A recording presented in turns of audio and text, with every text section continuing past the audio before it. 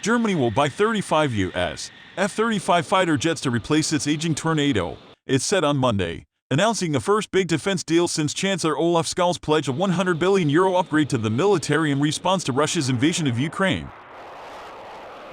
The move appeared to be part of a tectonic shift in German security policy, including a pledge to reach NATO's 2% target for defense spending, after years of accusations that Germany was too dovish towards Moscow in compensation for its Nazi past. After looking thoroughly into all available options, I decided to initiate the purchase of F-35 aircraft as replacement for the Tornado in the role of nuclear sharing, Defense Minister Christine Lambrecht said in a statement. The Tornado is the only German jet capable of carrying U.S. nuclear bombs, which are stored in Germany, in case of a conflict.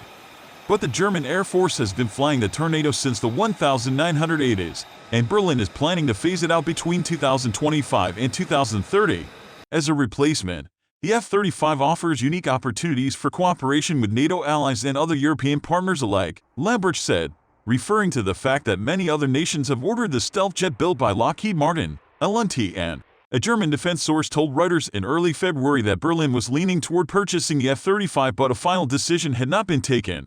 Berlin will also purchase 15 Eurofighter jets equipped for electronic warfare, a capability yet to be developed by Franco-German producer Airbus, PAO, according to a confidential document sent to lawmakers to inform them of government plans.